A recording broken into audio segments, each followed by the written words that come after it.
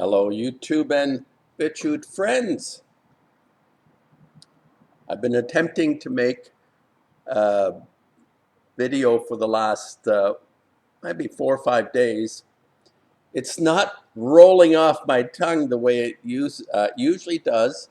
And I'm just sort of wondering, maybe it's a lack of focus, or maybe I haven't got anything valuable to contribute in a video. I'd like to think of myself as within the purpose of my being, my nature, within this mystery. I'd like to think that I'm able to utilize the short time we have on earth as individuals, as me as an individual, not to be sort of superfluous or I don't know, maybe I have too much of an opinion of myself as having something to contribute. I hope I do. I mean, I make paintings, and I I relate to the mystery, what I call the mystery, the thing that we're all a part of. We don't have a choice. We don't have a choice. We're part of a mystery, but the extent to which we embrace and understand ourselves as being part of that mystery is the level of significance each person has for primarily for themselves, for myself, and then in relation to others, because I think there is a spillover, a crossover of motivating and inspiring others as they become aware that, wow, that's really nice to be in some way understanding, or in some way being more appreciative of the thing that we exist in, like looking outside and seeing nature and the enormous complexity and the value this reality seems to express, just in its complexity, the value it has to me. That's what I'm thinking. And attempting to make a video over the last few days, it's been harder. And I haven't figured out why, because I find it rather straightforward. It's like making a painting that when you're in that sweet spot, it feels right. You just are able to do it without excessive thought. I mean, there's always thought. There is a kind of mindful state. Maybe in the enlightened state, there is no thought. There is just action. I don't know how any of that might work. But anyway, my comment today, my thoughts today are how wrong one can be. Within the scheme of things, how wrong one can be.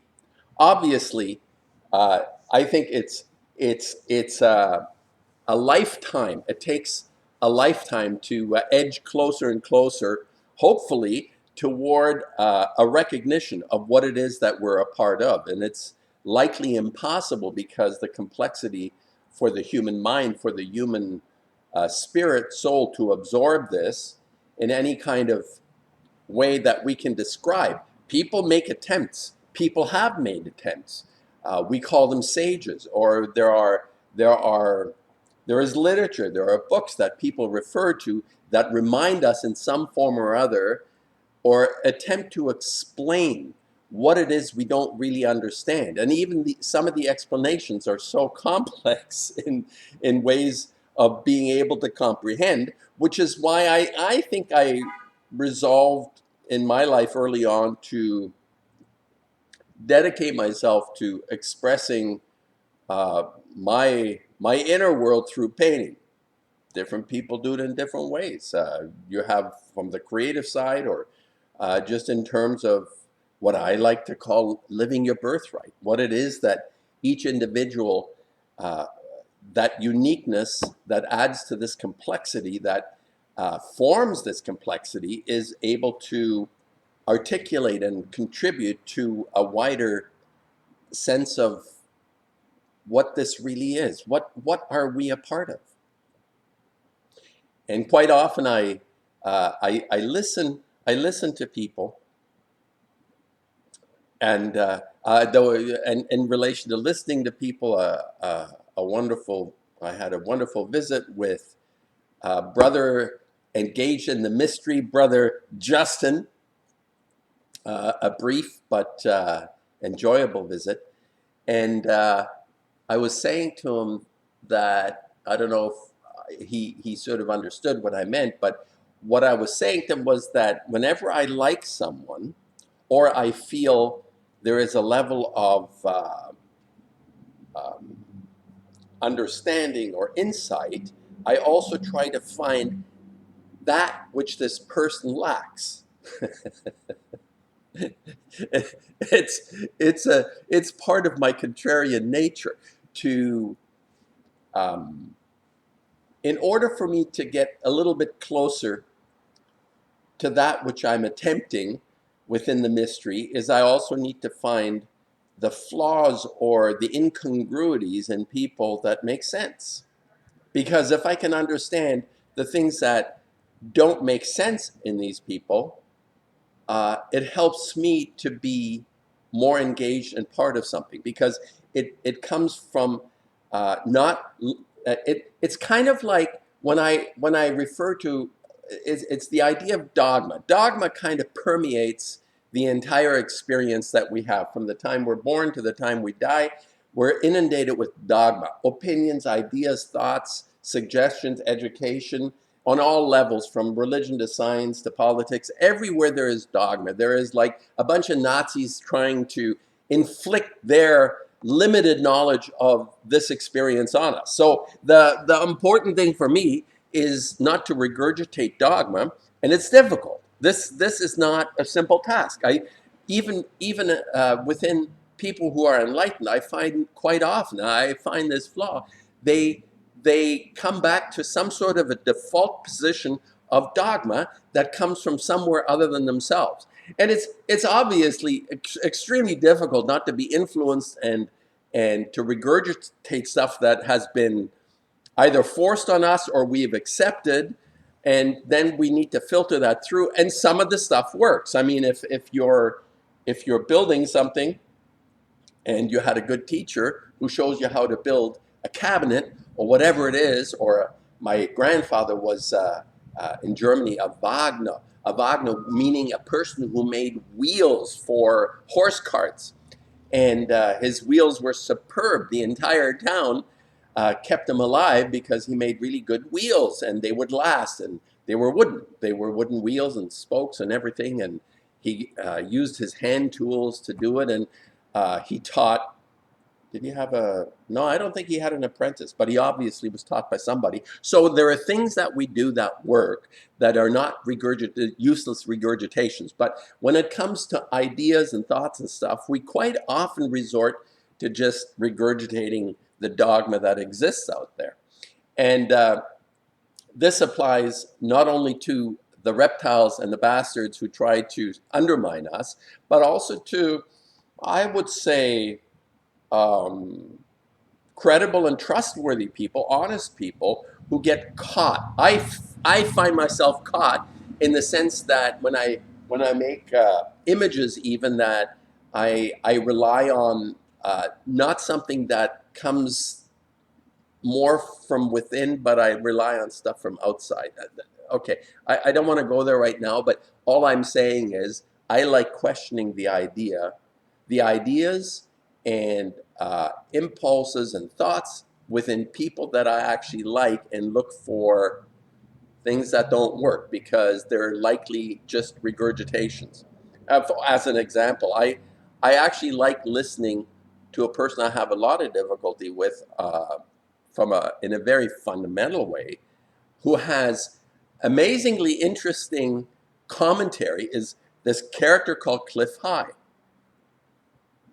Another one might be even Ken Wheeler, the photographer.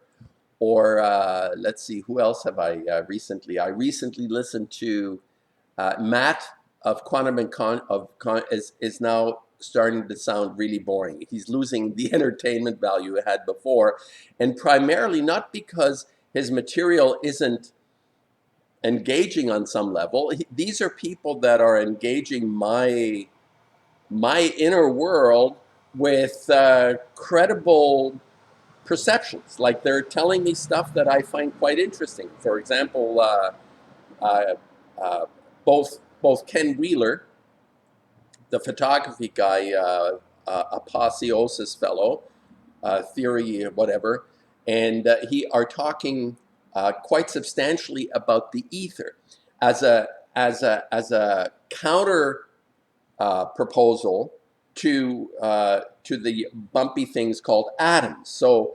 the essence of our reality in terms of the real world can be explained in much more elegant ways rather than things bumping up against each other in a really high-speed chase, as in the atom and the electrons and the quantum idea of things bumping around. In fact, it really doesn't make a lot of sense. I mean, the notion of finding instruments that look deeper and closer into the microcosm, I think applies the application that I put to this. If it's in science, it's even known as systemic feedback. You will find what you're looking for. So the instruments you create to look for the atom or the electron, the instruments are built in order to find what you're looking for. That's kind of like an idea within science, and it makes sense. It makes sense. And in relation to people talking, for example, the last thing that Cliff High talked about, that I really questioned. I left a comment on it. I said that a lot of his stuff to me feels like wishful thinking, like something he would like to have happen, like me, like his Khazarian mafia bunch who have existed for apparently not just hundreds of years, but thousands of years, possibly going back to the Venetian swamps after the barbarians chased the Romans, the last of the Romans, these pathetic, disgusting reptiles who scourged through everybody's neighborhood and kicked the shit out of everybody and dominated people for 800 years. They finally got their comeuppance and were chased into Venice. And I think High is of the opinion that they probably, these Khazarian mafia types that run everything, probably date back quite a long while, 1600 years ago or more. And they established themselves in all different versions in different countries. I would even say that Fomenko, I've mentioned Fomenko in some of my videos, the guy that has investigated the flawed chronology known as history, as in history books, the sequential development of our whatever that is that happened before Henry VIII and the Dark Ages, and all those periods are actually quite erroneously placed into a chronology by a guy called Scaliger, who was a Jesuit in Patavius, who followed Scaliger and continued his work, and they basically provide like 95% of all the documentation that everybody regurgitates, the dogma that is called history. So High is, I think, quite right and insightful on certain issues, such as this bunch that attempts to stay under our radar screen, but they continuously expose themselves by their depravities.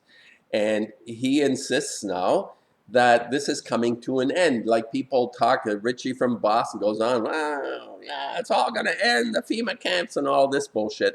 Yeah, well, whenever somebody says something will happen, it's unlikely to happen. And for the most part, it's wishful thinking. And they call it predictions. And then if you follow, most people that ever predict things, maybe it's like a clock, they're right twice a day because stuff happens anyway. Whether you think it will happen or not, sometimes shit just happens, like a broken clock idea. So it's not a prediction then. And the same way, this is sort of that idea that came out of Justin's visit, for me anyway, about finding the incongruities or things that don't really sit right with me. And there's a lot of things that don't sit right with me about this Cliff High fellow that has a huge following. There's another flag that goes up. And another one like Cliff High is also Jordan Peterson, who has a huge following. And whenever it escalates, when these people escalate into enormous public followings, I think inevitably or probably, I would say 99 out of 100 times, these people are, for some reason, propagated. Even if they appear to criticize the same people that are propagating them, which is it's incongruous. It doesn't make sense. But this is one of the ways this system that Matt of quantum of conscience is attempting to analyze without losing sight of the bigger picture. In other words, that these people are as instrumental in their disinformation toward us, in creating the dogma in us, as they are willing to expose themselves. You see, it sort of says, I would say to myself, if I want to stay hidden, I'm not going to reveal aspects of my hiddenness. But this is what appears to be happening on many different levels, like the idea that these reptiles have to show us what they're doing. I've heard this quite often, this theory that they have to show us, whether it's ignorance or whether it's willful. Anyway, my point about understanding something other than an entertainment value. I'm always quite entertained by Cliff High or Ken Wheeler, even Jordan Peterson to some extent. But here's where it breaks down. it's something you'll say, well, that's so stupid. You're not even analyzing his analysis, and look at his predictions and what he says. Well, this is sort of a 101 of recognizing a flaw, which is going to disseminate itself into the entire psyche of the person.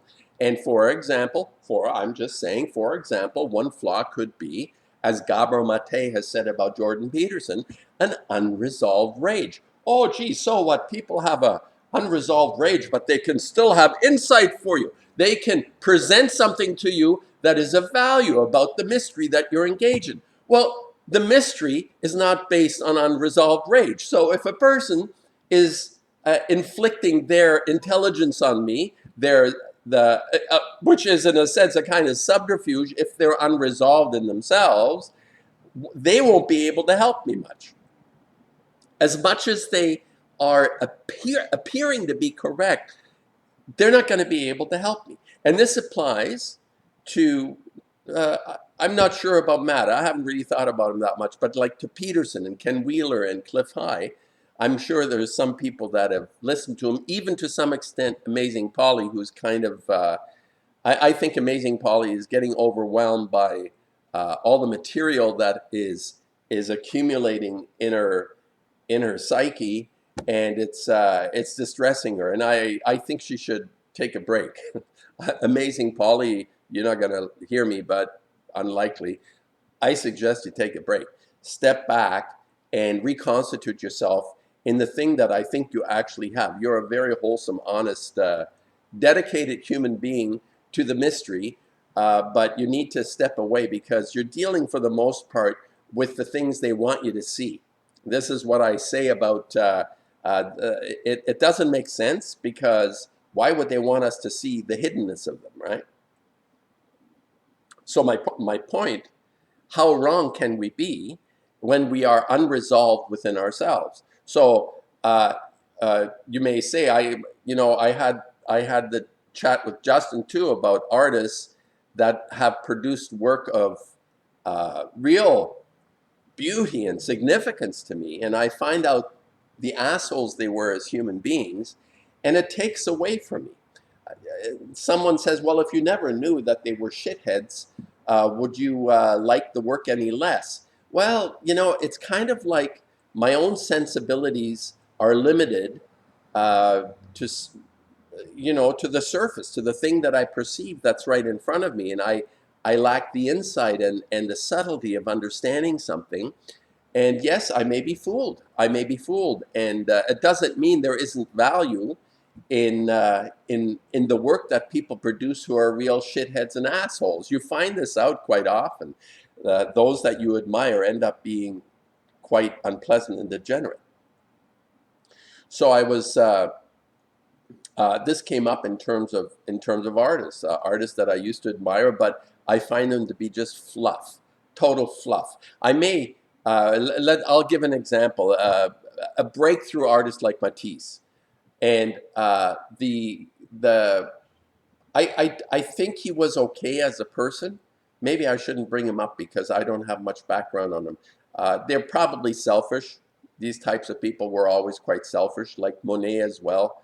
Monet was well known to mooch off other artists who were even more poor than he was in the early days, and he just forgot about them. He discarded them, I think.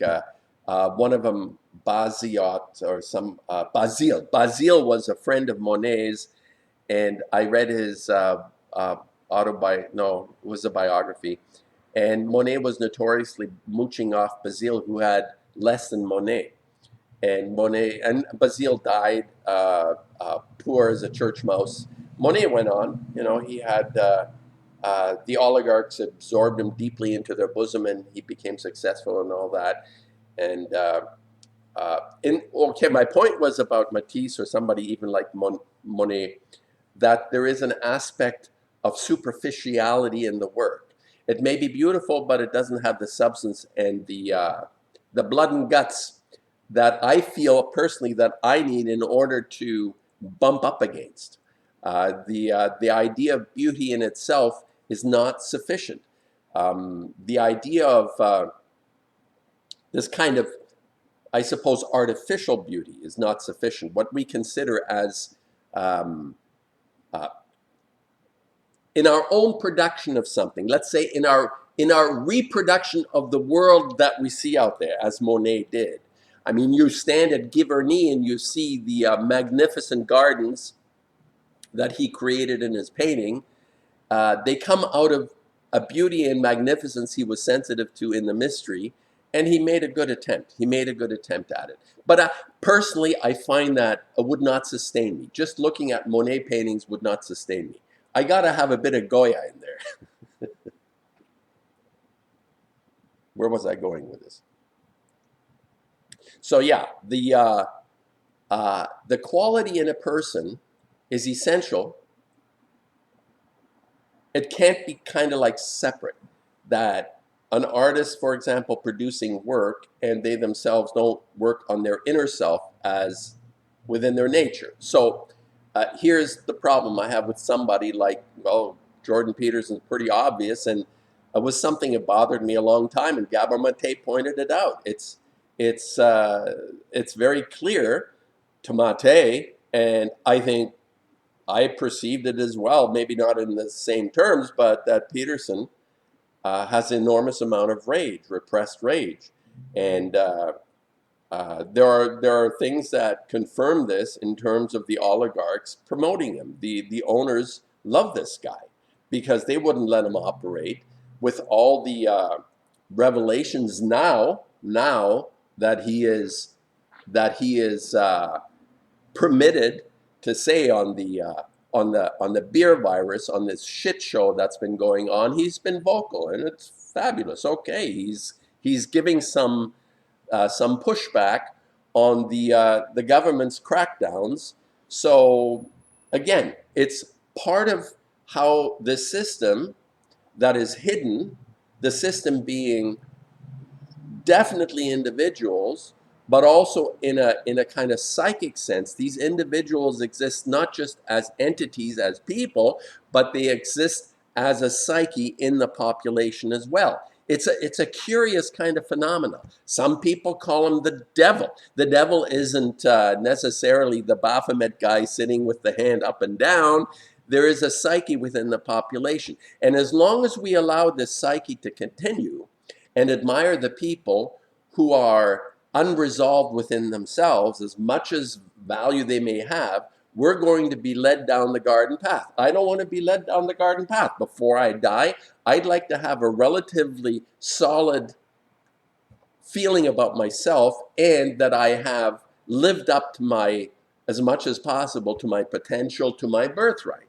And I try to surround myself in my mind thinking, exposing myself to people that are of like-mindedness and have such a love and deep appreciation for the mystery that we're a part of. not like trying to, it's like that McKenna quote where he said, like science, I'm going to use the white coats now as an example, how they've completely failed us. Anyone that is still saying the white coats actually have succeeded in giving us a better life, they're the ones that McKenna referred to when he said, um, given the nature of their existence, what they tell us is, give us one free miracle and we'll explain everything else, referring to, for example, the Big Bang.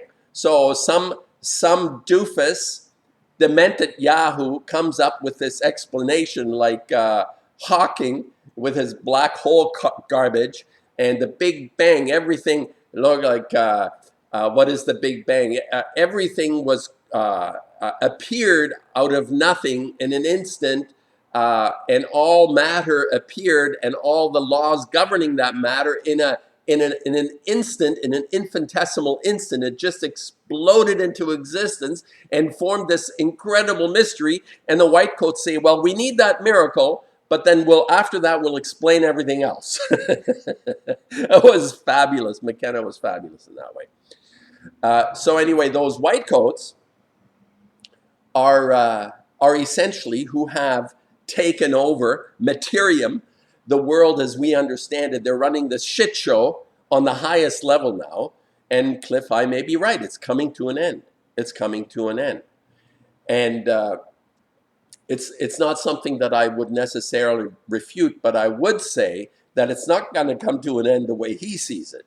It never works that way, because I think his is wishful thinking. He would like to see this resolve itself in his sort of limited mind sense, which is big. He's got like big ideas, but as long as okay, this was my point about him, similar to Jordan Peterson, that there is enormous repression in his voice that indicates an unresolved, like Peterson, an unresolved anger or rage with the world in some way. And out of that rage does not come sober analysis. What happens is you have maybe, I would imagine I would want retribution. I would want revenge. I have vengeful feelings in myself. I would like to see some people really getting their comeuppance for the misdeeds and the shit that they've put us through over the last 2.5 years. Yes, and not just 2.5 years, but sure, throw in the entire last 80, 90 years of subterfuge and mayhem and the incredible amount of suffering that has been created by these bastards, these types that infiltrate our psyche, and everybody just sort of like goes along with it, right? It's like they come up with some bogus disease, and everybody just all of a sudden capitulates to this idea because it's in the unresolvedness of ourselves, and we fall for it. That's how it works. And the people who are telling us or are leading us, the Pied Pipers or whatever those guys are, we're following the Cliff Highs. And some of his stuff is great, but ultimately we're going to fall over bad again because he's telling us shit out of an unresolved self. He's pissed off. He's angry. So he's telling us what he would like to have happen. And that is probably, well, he says the whole thing by the end of the year is drastically going to change. I highly doubt it. Not in the way that Cliff High is seeing it anyway. Change is inevitable, but I highly doubt, because the owners would never let him express anything that would mean something to you or me. And the reason I'm on YouTube still is because they have, Justin confirmed this, when he tries to find, he's signed up to me, he's got the little bell whenever I make a video, and it never shows up. He has to look for me. So for whatever reason, this is a badge of honor for me that he couldn't find, or people can't find me for some reason. Some of them, maybe everybody has to actually look for it. Obviously, the bell works for about, I would say, maybe 80 or 90 people. The bell seems to work. I have over 1,000 subscribers, and the bell seems to work for 80 or 90 people. I don't know why it doesn't work for the other ones. Anyway, how wrong can one be? When we are divorced, I feel this in myself, from that which is of the ultimate value to connect me to the mystery, this is when things go wrong. And we're blocked. We're blocked by our any sensibilities within us that are contrary to that balance which we would seek. This is part of the mystery. We seek balance. Everything works in balance. Our body works in balance. So when we're too toxic, we're out of balance. The body seeks to eliminate toxins, which are, by the white coats, they're called viruses. So they can claim to have knowledge of viruses that come somewhere from outside, which is a bunch of hooey. We're out of balance, and our body seeks to create balance through the viral infection, what we call viral infections. Whatever happens is we're excreting toxins. Viruses help us to excrete the imbalance in our body. The toxins come out of us like pus on a boil. It's like the body attempts to, it's magnificent when you think about it. The self-healing aspect of functioning, working, what appeared to us to be functioning, working mechanisms and stuff. And this extends from the micro to the macro level. It's like on a very small level, all these kind of balances tend to go all the way through from all levels of the physical world. But for me, the physical world, as much as it is entertaining, and I would like Tesla or other people, Cliff High, I haven't come across Boscovich. He says these people had a really good insight into the functioning of the physical world, how it worked. And they departed from any bumpety things called atoms. They decided that there was something what is considered to be a field. We're part of a field. I like that a lot more because a field is encompassing, like the mystery is encompassing. I would encourage people to consider this possibility rather than little bumpy things hitting each other and hurting each other. That we're part of a field, and Ken Wheeler talks about perturbations in the field, and he's so well versed. The guy is amazing with languages and interpretations. But here with Ken, I have to say, people love Ken Wheeler. I like what Ken Wheeler says, and I saw a video of him 10 years ago. He was a thin guy. All of a sudden, he went into the Michelin Man. What the hell happened there? I guess sages start to just indulge like to no end. Some sages get to lay all their acolytes, all the female acolytes, start to get humped and fucked by the high and above sage. Maybe Ken Wheeler, the sage, is just indulging himself to the extent that he's busting open as the Michelin Man. Stop it, Ken. Just sort of look at yourself for a minute because you're out of balance. And you're not going to tell me anything of value unless you balance that. And I love the information, but I need it to be connected to something of value and significance within oneself, myself, yourself, that you're able to communicate something that you have resolved within yourself, not just up in the old noggin that you've noodled on shit so much that you think you know everything, how it works, and your tantra and all the quotes that you have from your Pali language. It's irrelevant. It's insignificant to the meaning, to me or anyone else, unless you've resolved your own imbalances.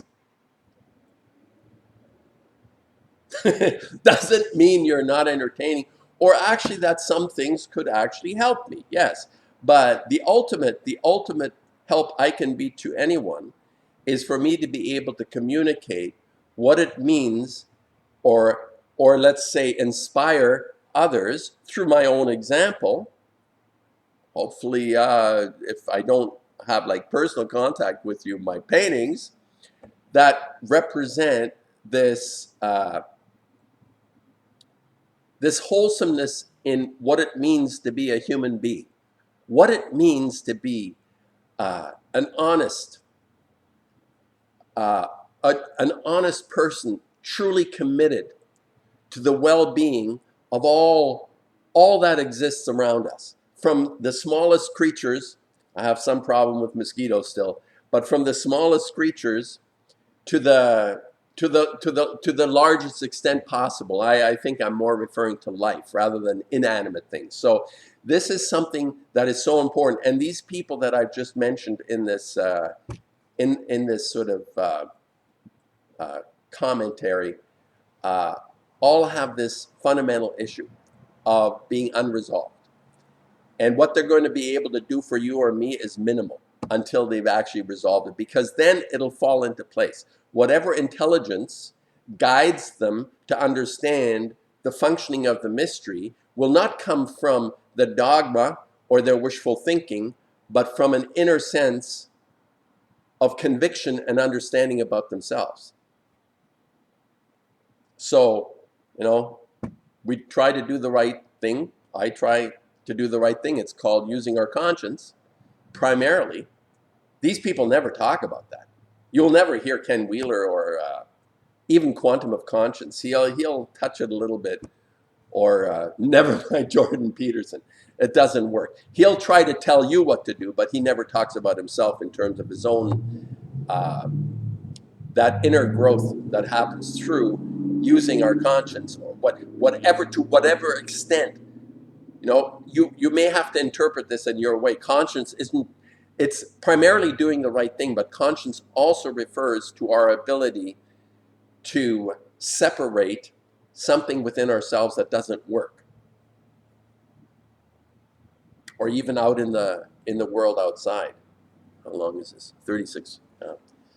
All right. I think how wrong can one be if we do not manage to bridle that runaway, mad stallion in us that just wants to escape the event horizon of our own imbalance. We got to bridle that horse and get a sense of ourselves primarily.